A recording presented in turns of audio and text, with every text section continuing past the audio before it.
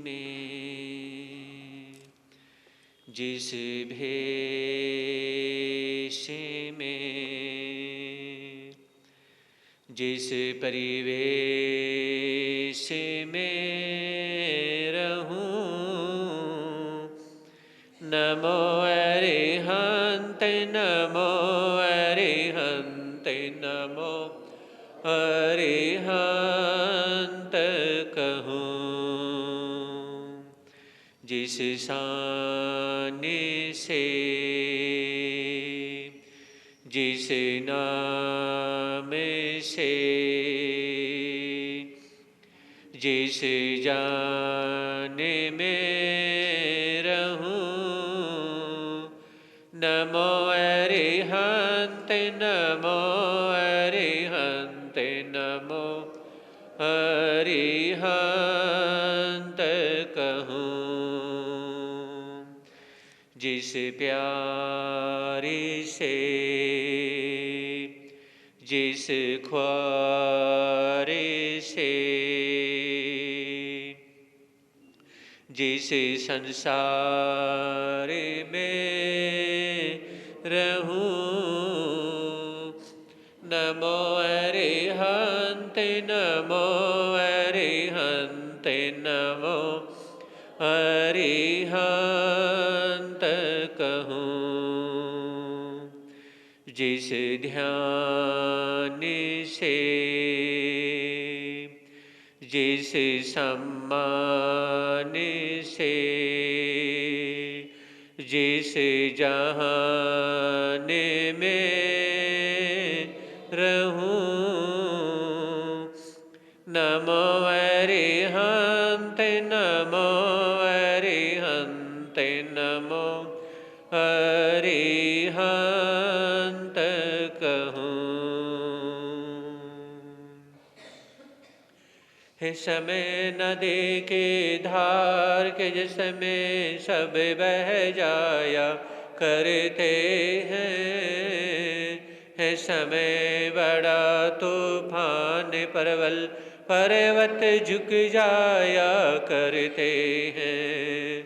अक्सर दुनिया के लोग समय में चक्कर खाया करते हैं, लेकिन कुछ ऐसे होते जो इतिहास बनाया करते हैं, इतिहास बनाया करते हैं।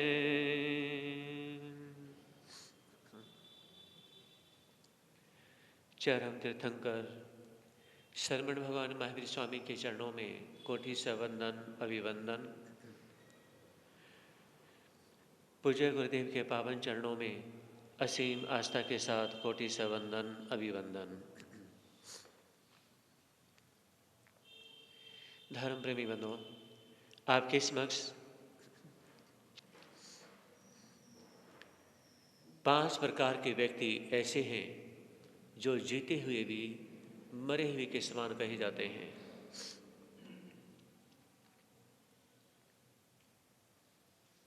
ये कहा जाता है कि 5 व्यक्ति ऐसे होते हैं जो अभी जीवित हैं, लेकिन फिर भी उन्हें कभी जीवित नहीं बल्कि मरे हुए के समान कहा जाता है।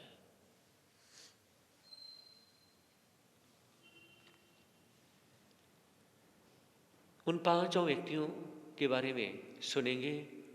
पहले हैं जो दरिद्र हैं। जो दरिद्र व्यक्ति हैं, जो गरीब व्यक्ति है, गरीब व्यक्ति के सभी ही दुश्मन बन जाते हैं। तो गरीब व्यक्ति को जीते हुए भी क्या कहा? मरे हुए के समान कहा जाता है।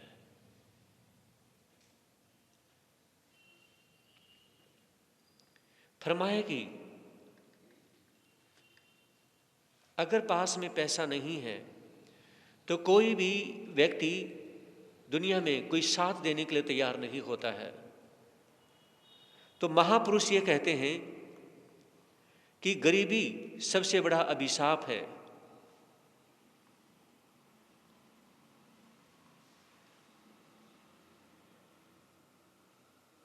क्योंकि अगर पास में पैसा नहीं है, पैसा नहीं होने की वजह से अपना सगा भाई भी, अपनी सगी बहन हो, और आज समय इतना बुरा है, चल ये अगर धोखा दे दे कोई बात नहीं, आज तो जिनको कभी धोखा देना ही नहीं चाहिए वो सबसे पहले धोखा देते हैं। कौन? हमारे मम्मी पापा, पेरेंट्स भी आज वो भी धोखा देने से पीछे नहीं हटते हैं। आपको सिर्फ माछीवाड़ा का पता है और थोड़ा बहुत और पता होगा, लेकिन हमें तो कम से कम 6-7 स्टेट का पता है। दिल्ली, हरियाणा, पंजाब, यूपी, हिमाचल, उत्तराखंड, एमपी, राजस्थान, समझे नहीं, कई स्टेट का पता है। आपको तो बहुत थोड़े एरिया का पता है। हजारों हजारों प्रसंग ऐसे देखने को मिलते हैं कि एक बेटा पैसे वाला है, अच्छा बिजनेस है, तो पेरेंट्स उसका साथ देते हैं, उसकी बात मानते हैं और उसके पास में रहना पसंद करते हैं। और जो गरीब बेटा है, जिसका काम नहीं चल रहा है, उसको छोड़ देते हैं। 2, 4, 10, 20 नहीं, हजारों हजारों ऐसे उदाहरण हमने एग्जाम्पल देखे हैं कि गरीब लड़का है, अपना ही बेटा है, उसको माँ बाप भी छोड़ देते हैं। जब माँ बाप उससे दूर हो गए तो फिर भाई बहन भी दूर हो जाएंगे। कल के दिन जो बेटी आती है, जो बहन आती है, वो भी कह देती है कि मुझे लेने देने का काम तो मेरा वो भाई करता है। जब भी कोई त्योहार है, बाहर है, कुछ भी है, वो भाई आता है। तो बताइए मैं आपके पास कैसे आ जाऊं, आपकी बात कैसे मान लूं? एक बहन राखी बंधवाने के लिए भी गरीब भाई के पास में नहीं आती है, आना पसंद नहीं करती है।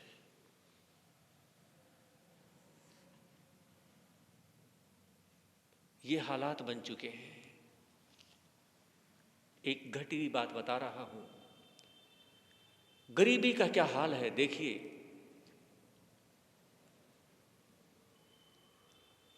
दो भाई हैं और दोनों में एक के पास बहुत मोटा पैसा है और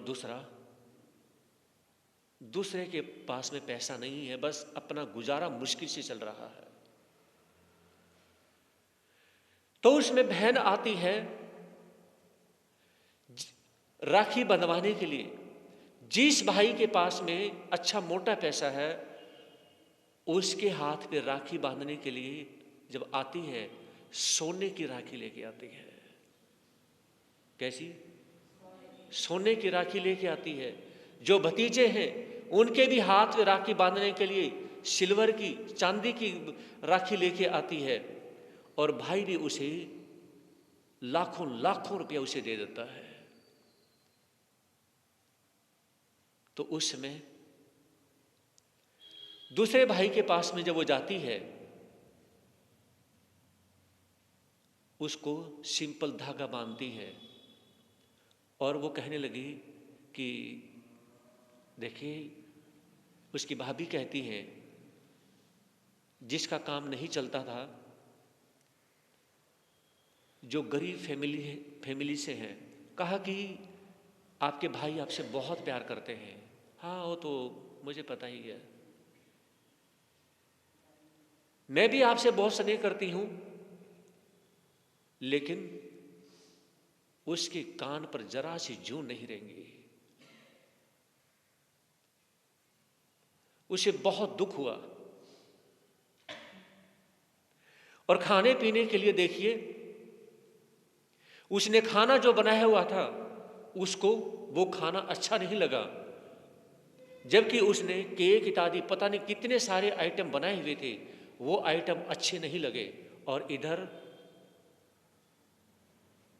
जो पैसे वाला भाई था, वहां पर कोई खास आइटम नहीं थे, फिर भी क्या है, वो बहन पीछे पीछे भाग रही है। ठीक है, उसने पैसा दे दिया, पैसा ही सब कुछ नहीं होता। आज सारे काम दुनिया के पैसे से पूरे होते हैं, लेकिन कहीं कहीं क्या है, कहीं कहीं रिस्पेक्ट भी चाहिए होती है। इज्जत बहुत बड़ी चीज होती है। वर्ल्ड कप हारने के बाद में चाहे भले ही सट्टेबाजी का जितना मोटा पैसा इंडिया के पास में आ गया हो, लेकिन एक वर्ल्ड कप जीतने की जो रिस्पेक्ट, जो इज्जत होती है, वो एक अलग मायने रखती है। अब वो बहन जब जाने के लिए तैयार होती है तो उसमें जो इसका भाई गरीब है, उसकी वाइफ ने कहा कि कभी भी आपको जरूरत पड़े किसी भी प्रकार की, हम आपके साथ हैं। अब उसका बेटा बीमार हो जाता है, यानी कि बहन का बेटा बीमार हो जाता है, आईसीयू में चला जाता है, और उसमें जब मुझे ब्लड की आवश्यकता होती है तो जो अमीर भाई था वो कहने लगा कि देखो, मैं पैसा खर्च कर सकता हूं, मैं ब्लड नहीं दे सकता हूं। डॉक्टर ने कहा कि इन जो ब्लड है वो आपके भाइयों के साथ ग्रुप की मैचिंग हो रही है, तो उसमें उस अमीर भाई ने झट से मना कर दिया, मैं पैसा दे सकता हूं लेकिन ब्लड नहीं दे सकता। और अभी थोड़े ही दिन हुए थे, ज़्यादा समय नहीं था, रक्षाबंधन गए ही थे, मतलब अक्टूबर का महीना चल रहा था, अगस्त के महीने में राखी का त्यौहार आया था। सोचने लगी अगर गरीब भाई के पास, जो उसके पास जाऊंगी तो उसके पास क्या मुँह लेके जाऊंगी। फिर भी विचार किया, कहने लगी कि मेरा बेटा बीमार है और उसे ब्लड चाहिए। उस भाई ने और भाभी ने उसी समय कहा कि हमें ब्लड देना है, और ब्लड देने के लिए वो तैयार होते हैं और जा कर के ब्लड दे देते हैं, वो बच जाता है। तो उस भाई से, गरीब भाई और भाभी से वो माफ़ी मांगती हैं, कहने लगी कि पैसा ही सब कुछ नहीं होता है। आज मेरे बेटे की जान बची है पैसे की वजह से नहीं, ब्लड की वजह से बची है। अगर आप टाइम पर ब्लड डोनेट नहीं करते तो मेरा बेटा नहीं बचता। पैसा तो मेरे पास भी बहुत मोटा था, लेकिन इसलिए वो कहने लगी कि पैसा ही सब कुछ नहीं, बल्कि प्यार, रिलेशन, ये भी बहुत कुछ होता है। तो ये कहा जाता है कि संसार के अंदर 5 प्रकार के व्यक्ति जीते हुए भी मरे के समान हैं। एक तो गरीब व्यक्ति, वो मरे हुए के समान होता है, वो पूरी दुनिया के लिए मरे हुए के समान होता है, कोई भी उसकी हेल्प करने के लिए तैयार नहीं होता। कहीं भी आप जाएंगे रिलेशन में, अगर आपके पास अच्छा पैसा है, आप अच्छी गाड़ी से उतरते हैं तो आपकी खातिरदारी हो जाती है, और आप हल्की गाड़ी से उतरते हैं तो सेवा करने में इंसान मुंह फेर लेते हैं। मैं कहना चाहूंगा, वही रिलेशन, वही रिश्तेदारी अपने साथ में जोड़ो जो गरीबी में भी आपका साथ देते हो। ज़्यादा पैसे वालों के साथ रिश्तेदारी अगर निभाओगे तो वहां कुछ नहीं हो सकता है। नंबर 2, रोग पीड़ित, जो बीमार होता है वो भी मरे हुए के समान होता है। क्योंकि जो बीमार है, बीमार व्यक्ति क्या है, वो खुद अपनी सेवा कर नहीं सकता, उसे दूसरे से सेवा करवाने की जरूरत पड़ती है। तो ऐसे समय में जो बीमार व्यक्ति है वो भी मरे हुए के समान है। समय पर दवाई ना मिले, समय पर सेवा ना मिले, समय पर खाना ना मिले, बहुत सारी उसकी आवश्यकता की जो चीजें हैं वो समय पर ना हो, तो ये कहते हैं कि बीमार व्यक्ति भी मरे हुए के समान है। क्योंकि कहीं भी अगर दवाई में कमी हो जाए तो भी वो व्यक्ति मर सकता है। अगर सेवा में कमी हो जाए, खाने पीने में, दवाई तो मिल गई और समय पर खाना पीना सेवा ना हो तो भी व्यक्ति मर सकता है। तो इसलिए ये कहा जाता है कि बीमार व्यक्ति भी मरे हुए के समान है। तीसरा कहा, मूर्ख व्यक्ति, जो मूर्ख है वो भी मरे हुए के समान है। क्योंकि मूर्ख के पास में अपना ज्ञान, अपनी नॉलेज, अपनी समझ नहीं होती है। और महात्मा भर्तृहरि ने 3 शतक लिखे हैं, श्रृंगार शतक, नीति शतक, वैराग्य शतक। नीति शतक के माध्यम से महात्मा भर्तृहरि कहते हैं कि एक बूंद शहद से समुद्र का पानी मीठा हो सकता है। एक बूंद शहद से समुद्र का पानी मीठा हो सकता है। और कहा कि बालू रेत से तेल निकाला जा सकता है। हो सकता है कि बालू रेत में से भी तेल निकल जाए। हो सकता है कि एक बूंद शहद से समुद्र का इतना पानी, खारा पानी मीठा हो जाए, लेकिन मूर्ख को कभी समझाया नहीं जा सकता है। महात्मा भर्तृहरि कहते हैं कि मूर्ख व्यक्ति को समझाने के लिए दुनिया का सारा ज्ञान भी कम पड़ जाता है, सारे शास्त्र कम पड़ जाते हैं। और भगवान महावीर फरमाते हैं कि मूर्ख को समझाया ही नहीं जा सकता। भगवान महावीर क्या फरमाते हैं? मूर्ख व्यक्ति को कभी भी समझाया ही नहीं जा सकता है।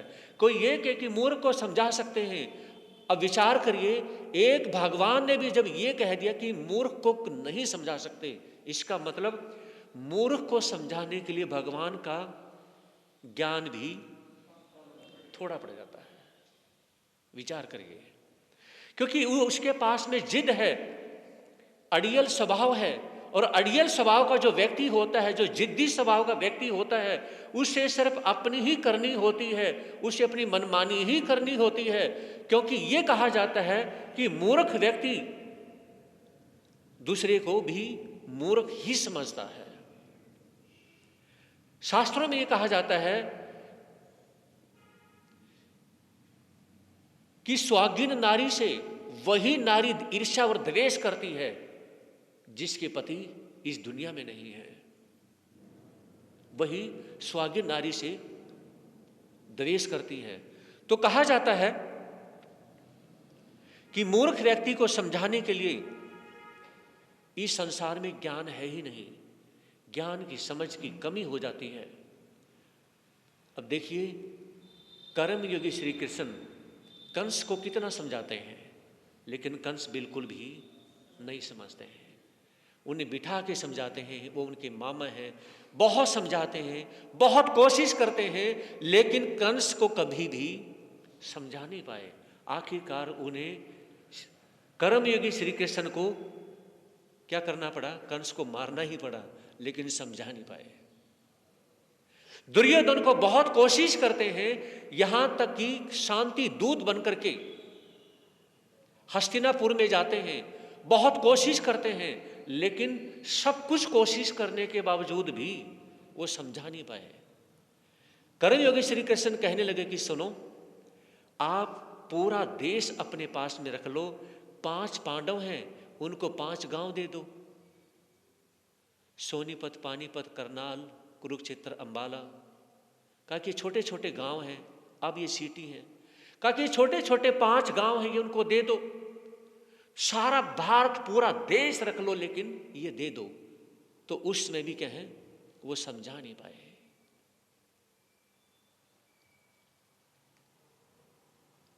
और विचार करिए, भगवान राम ने रावण को समझाने की कितनी कोशिश की, लेकिन उसे नहीं समझा पाए। उन्होंने कहा कि मुझे युद्ध नहीं लड़ना है, मुझे कोई लड़ाई नहीं लड़नी है, आप सीता को लौटा दें और युद्ध की तो आवश्यकता ही नहीं है। लेकिन रावण ने कहा कि मुझे युद्ध करना मंजूर है, लेकिन सीता को वापस बैरिंग लौटाना वो मंजूर नहीं है। भगवान महावीर ने अपने ही जमाता, अपने ही जो जमाई थे, जमाता थे, उन्हें समझाने की बहुत कोशिश करी। इसको जमाली अणगार को, जमाली अणगार को समझाने की इतनी कोशिश की कि आप कहें समझें, लेकिन जमाली अणगार बिल्कुल भी अपने ही भगवान की बात, जब उन्हें पता है कि भगवान महावीर क्या हैं, वो भगवान हैं, तीर्थंकर हैं, उनके पास में केवल ज्ञान है, केवल दर्शन की प्राप्ति है, इतना यानी कि पता होने के बावजूद भी जमाली अणगार ने भगवान महावीर की बात को मानने से इनकार कर दिया। समझे नहीं? और गोसालक जो भगवान महावीर के शिष्य बन चुके थे, शिष्य बनने के बाद भी भगवान महावीर को छोटा बताते हैं और खुद को बड़ा बताते हैं। तो ये कहा जाता है कि मूर्ख जो व्यक्ति होता है वो हमेशा खुद को बड़ा ही बताता है, और जिसके पास में ज्ञान होता है उसको वो छोटा बताते हैं।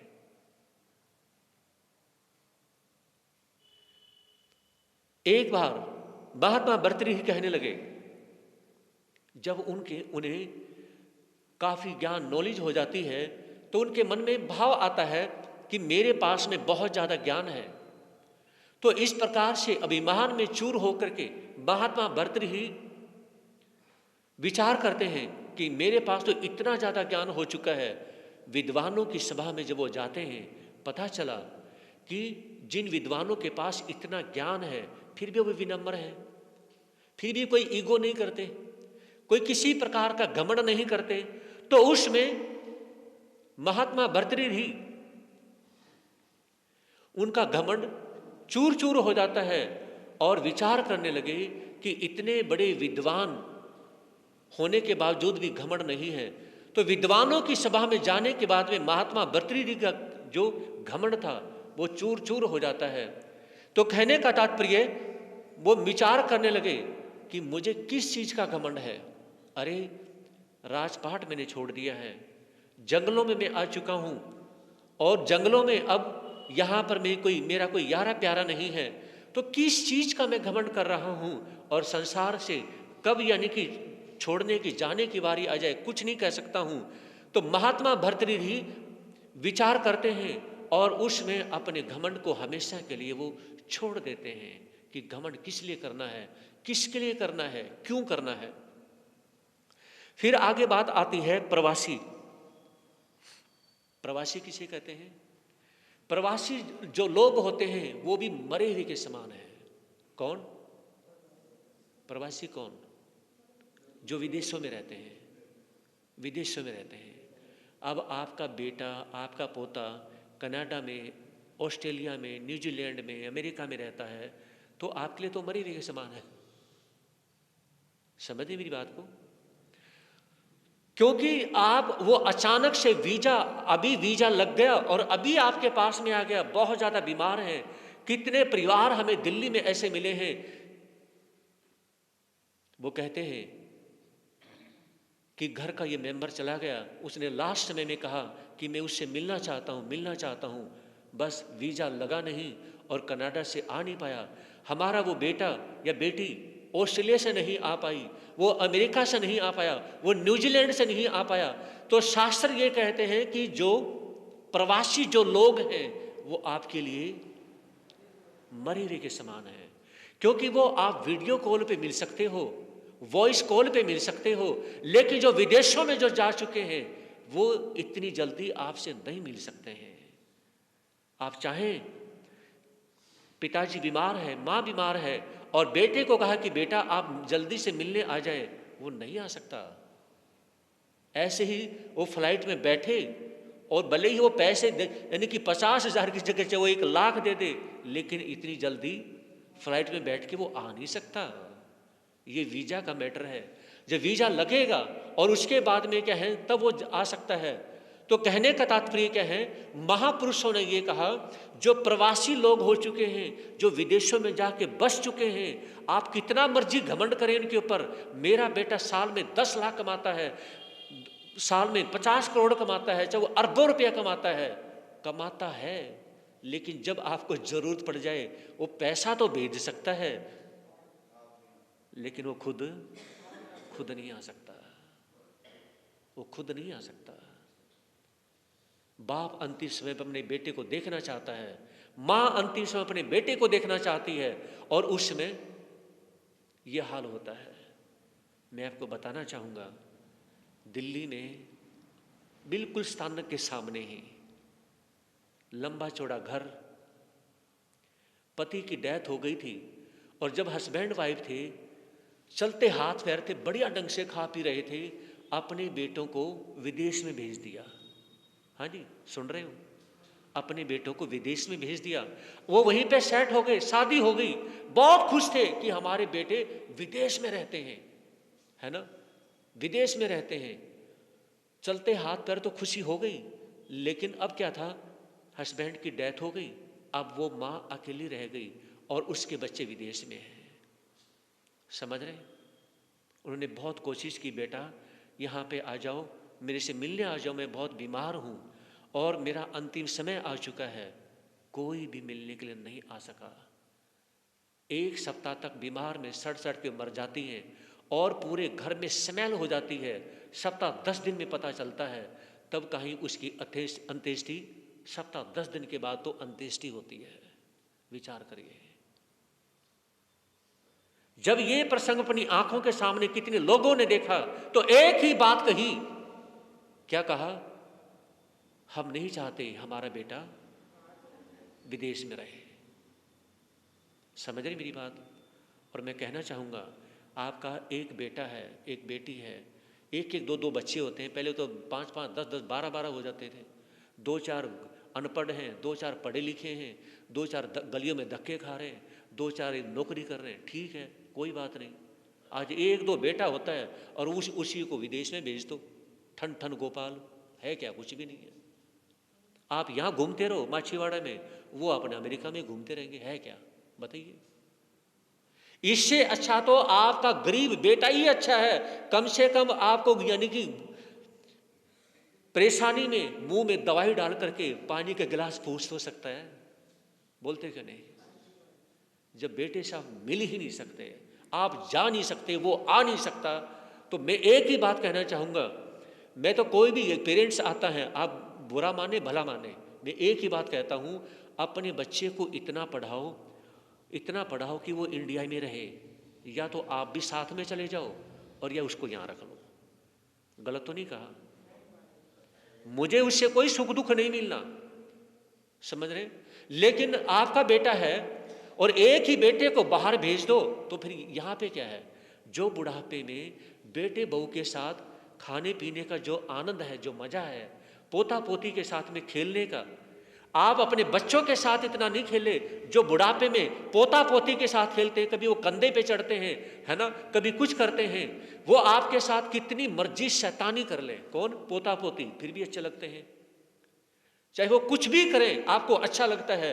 जो पोता पोती के साथ बुढ़ापे में खेलने का मजा है ना, उसके साथ में उसके पीछे भागने का मजा है, उसको पकड़ने का मजा है। और बेटा बहू जब साथ में रहें, उनके साथ में खाना खाने का जो मजा है, और फिर उसमें धर्म ध्यान भी किया जाता है। जो हमारी माताएं बैठी हुई हैं यहाँ पर, बहनें नहीं कह रहा हूँ, माताएं जो बैठी हुई हैं और इधर जो बुजुर्ग बैठे हुए श्रावक, आपके साथ में आपका बेटा बहू है, पोता पोती है, कितना अच्छा लगता है। बोलते क्यों नहीं? कितना अच्छा लगता है। और यही बेटा और बहू अगर बाहर रहते हो और यहाँ पर आप रहे, चाहे वो कितना मर्जी मोटा पैसा कमा रहा हो, आपको कितना अच्छा लगेगा? कुछ भी नहीं लगेगा। अरे घर में बेटा नहीं, बहू नहीं, पोता नहीं, पोती नहीं, बच्चे कुछ है नहीं, घर में घूमते रहो, क्या फायदा है? बताइए। तो मेरे कहने का मतलब क्या है? सबसे बड़ा जो सुख होता है, वो कहते हैं ना कि पहला सुख निरोगी काया, लेकिन काया तो निरोगी है, इंसान सबसे बड़ा बीमार तब होता है। भगवान महावीर फरमाते हैं 4 प्रकार का ध्यान है, आर्त ध्यान, रुद्र ध्यान, धर्म ध्यान, शुक्ल ध्यान। इंसान बुढ़ापे में जितना रोना बुढ़ापे में रोता है ना, इतना सारी जिंदगी नहीं रोता। एक बच्चा पैदा होने के बाद में इतना नहीं रोता, जवानी में नहीं रोता। जब बेटा बहू और पोता पोती जब पास में नहीं होते ना, तब बहुत रोना पड़ता है। समझ रहे? लेकिन चलते हाथ पैर तो किसी को समझ नहीं आती, और जब ये गोडे टूट जाते हैं ना, तब सबको समझ आ जाती है। समझ रहे मेरी बात को? भले ही आपके बेटे का बिजनेस थोड़ा हो, लेकिन अपने पास में रखो। या तो आप बाहर चले जाओ विदेश में, या उनको यहाँ बुला लो। अगर साथ रह नहीं सकते तो ऐसे पैसे का और ऐसे रिलेशन का कोई फायदा नहीं। रिलेशन और पैसा ही ये तभी काम के होते हैं जब आपके साथ में हैं। समझ रहे हैं? अगर पैसा आपके साथ में नहीं तो, और रिलेशन आपके साथ में नहीं, तो फायदा क्या है?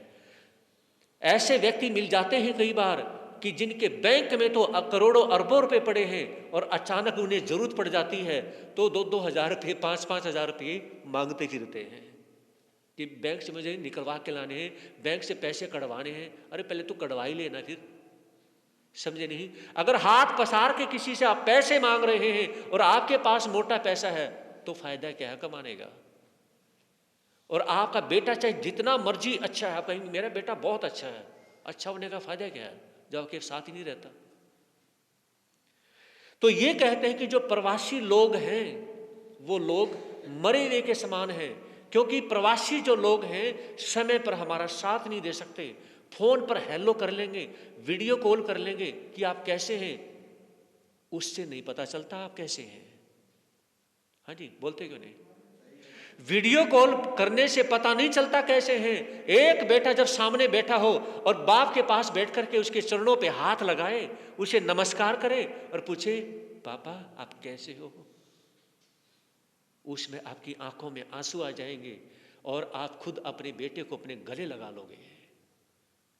बताइए, इतनी दूर जो बच्चे हैं उनको गले लगा सकते हो? बोलते क्यों नहीं? नहीं लगा सकते, बिल्कुल नहीं लगा सकते। तो मेरे कहने का मतलब है, महापुरुषों ने जो नॉलेज दी है वो गलत नहीं कहा है कि प्रवासी लोग जो होते हैं, विदेशों में जो लोग रह रहे हैं, वो आपके किसी काम के नहीं, सिर्फ हेलो करने के हैं। वो क्या करने के? हेलो करने के हैं, सिर्फ यानी कि फोन पे बात करने के लिए तो हैं, लेकिन क्या है, वो साथ देने के लिए नहीं है। और आगे फिर बात आती है नित्य सेवा करने वाला। वेरी इंपॉर्टेंट, जो सेवा करने वाला होता है वो मरे हुए के समान होता है। आप कहेंगे कि एक तो सेवा कर रहा है, मान लीजिए आपके दो बेटे हैं, एक बेटा जो सेवा कर रहा है उसके बारे में क्या कहा शास्त्रों में, वो मरे हुए के समान है, और जो बेटा सेवा नहीं कर रहा है वो जीवित के समान है, वो जीता जागता है, और जो सेवा कर रहा है वो। आपको ये बात गले उतर जाएगी? बोलते कि नहीं? सभी कह रहे कि नहीं उतरेगी। इसलिए देखिए, क्योंकि आपको इस बात का पता नहीं है। ये कहा कि मरे हुए के समान क्यों है, वो इसलिए है कि जो बेटा मरे हुए के समान है, जो अपने आप को मार देगा, मतलब अपने शौक खत्म कर देगा। जब एक बहू ने अपने शौक खत्म कर दिए, तभी वो सास की बुढ़ापे में सेवा कर सकती है जी। जब यानी कि वो सास बेड पे यानी कि गूमूत्र कर रही है ना, यानी कि बेड पे ही वो सारा सब कुछ कर देती है, तो जो बहू जिसने अपना शौक, अपना सब कुछ अंदर से अपनापन मार दिया है, वही सेवा करेगी। जिसने अपने आपे को देख लिया वो सेवा नहीं कर सकती। समझ रहे? यानी कि जो मल विष्ठा जो त्याग किया, जो बेड में ही यानी कि जिसका सब कुछ करना पड़ता है, जिसने अपने आप को मार दिया तो वो सेवा कर देगा, और जिसने अपने आप को नहीं मारा वो सेवा नहीं कर सकता। जो ये लगता है कि मेरी तो इतनी महंगी साड़ी खराब हो जाएगी, मेरे तो इतने महंगे ये कपड़े ही खराब हो जाएंगे, है ना, छी मुझे तो बहुत स्मेल आती है। अब तो बात समझ आ रही होगी, अब तो गले उतर गई होगी थोड़ी बहुत, अब तो गले में नहीं अटक रही। तो यानी कि जब ये देखिए, विचार करिए, जो अपने आप को देखता है, अपने कपड़ों को देखता है, तो वो सेवा नहीं कर सकता है। सेवा वही कर सकता है जो खुद को मार देता है, जो मरे हुए के समान हो जाता है, मतलब जिसका अपना अस्तित्व नहीं है, जिसका अपना वजूद नहीं है, जो अपने वजूद को खत्म कर देगा, अपने अस्तित्व को खत्म कर देगा, अपने आपे को मार देगा, वही सबसे ज्यादा सेवा कर सकता है। और एक बहू जो अपने आपे के बारे में समझती है, वो सास की सेवा नहीं कर सकती। समझ रहे?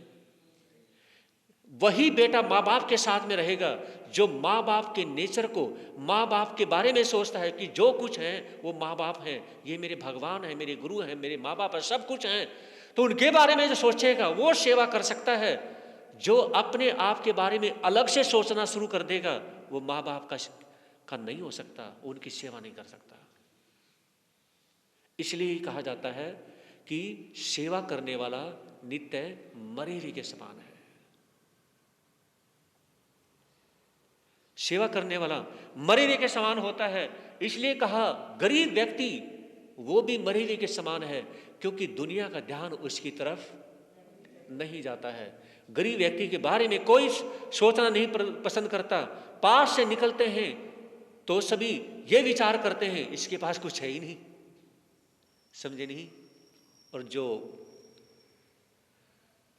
लुधियाना में महंगी महंगी गाड़ी रखते हैं, 50-50 लाख की, 1-1 करोड़ की, और महंगे महंगे कपड़े पहनते हैं, लेकिन उनके पास में पैसा हो ऐसा नहीं है।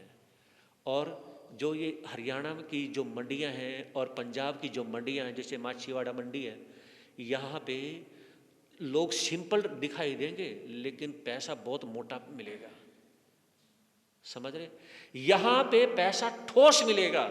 और बड़े बड़े सिटियों में बहुत से लोगों के पास में पैसा होता नहीं, वो दिखावा करते हैं। और इन मंडियों में लोग दिखावा नहीं करते, पैसा ठोस होता है, समझ रहे मेरी बात को। यहां पैसा ठोस होता है। यहां पर जैसे ही माछीवाड़ा में देखें, जो यानी दिखाई देंगे कि ये तो सिंपल है, कोई खास बात नहीं है, लेकिन यहां पर बहुत मोटे मोटे करोड़ों करोड़ों रुपए लोगों के पास में, पैसे की कोई कमी नहीं है, बहुत मोटा पैसा है। तो उसी तरह से मेरे कहने का मतलब क्या है, जो सिटियों में दिखावा ज़्यादा करने वाले हैं उनके पास कम होता है, और जो दिखावा कम करते हैं उनके पास में बहुत मोटा पैसा होता है। और दूसरी बात, जो बीमार हैं वो भी मरे हुए के समान हैं, मूर्ख व्यक्ति वो भी मरे हुए के समान हैं, प्रवासी लोग विदेश में रहते हैं वो भी मरे हुए के समान हैं, क्योंकि हम हेल्प ले नहीं सकते हैं। और जो नित्य सेवा करने वाले हैं, ऐसे ये जो 5 प्रकार के व्यक्ति हैं, ये 5 प्रकार के व्यक्ति महापुरुषों ने कहा कि मरे हुए के समान है, क्योंकि इनके समय पर इनका काम होता नहीं और समय पर ये किसी का साथ दे नहीं पाते। आज 23 तारीख है, तो अब यानी कि बिहार का समय भी नज़दीक है, सिर्फ 4-5 दिन ही बचे हैं। 5 यानी कि 23 तारीख है, 5 दिन ही बचे हैं। और 26 तारीख को सभी जो भजनी दादी हैं, माताएं बहनें और जिनके बच्चों ने बोलना है, 19 तारीख को काफ़ी बच्चों के बहुत अच्छे से आप लोगों ने प्रोग्राम किए, और 26 तारीख को भी ध्यान रखेंगे। 28 तारीख को जिन भी और 26 को जिन भी माताएं बहनों ने बोलना है वो अपने नाम लिखवा दें, ताकि पता चले कि भी कितने नाम आ चुके हैं, कितना समय लगेगा। और 27 तारीख को 24 घंटे का जाप रहेगा। जो लिस्ट यहाँ पे लगी हुई है प्रवचन हॉल में, पिलर पे लगी हुई है, जिन्होंने परीक्षण पर्वों में जाप दिया था वही लिस्ट रहेगी। उसमें जो नाम अपना ऊपर नीचे आगे पीछे करना चाहते हैं तो वो नाम बता दें, ताकि व्यवस्था अच्छे से बन सके। अब सभी मिल करके 2 लाइनें बोलेंगे। ले प्रभु का नाम उमरिया रह गई थोड़ी, रे मन जप ले प्रभु का नाम उमरिया रह गई, उमरिया रह गई थोड़ी, चौमासा उमरिया रह गई थोड़ी, चौमासा रे मन जप ले प्रभु का नाम उमरिया रह गई थोड़ी, रे मन जप ले प्रभु का नाम उमरिया। बोले श्रवण भगवान महावीर स्वामी की, आचार्य भगवान श्री शिवमुनि जी महाराज की, चमत्कारी बाबा परम सेवा हबीब गुरुदेव श्री प्रेम सुख जी महाराज की, उपाध्याय पर श्री रविंद्र मुनि जी महाराज की, सर्वधर्म दिवाकर श्री रमणीक मुनि जी महाराज की, प्रज्ञा मेरी से पूज्य गुरुदेव श्री उपेंद्र मुनि जी महाराज की जय। जैन धर्म की। श्री चत्तारि मंगलम रिंता मंगलम सिद्धा मंगलम सौ मंगलम केवली प्रणंतोधम मंगलम, चत्तारि लोगोत्तमा रियंता लोगोत्तमा सिद्धा लोगोत्तमा सौ लोगोत्तमा केवली प्रणंतोधम लोगोत्तमा, चत्तारि शरणं पवेजामि अरिहंते शरणं पवेजामि सिद्धे शरणं पवेजामि साहु शरणं पवेजामि, केवली प्रणंतो धम्मो शरणं पवेजामि, अरिहंतों का शरणा सिद्धों का शरणा साधु का शरणा दयाधर्म का शरणा, ये 4 शरण दुख हरण, और न शरणा कोई, जो भव प्राणी करे आचरण उसे अज जरे अमरे पद उसका सदा ही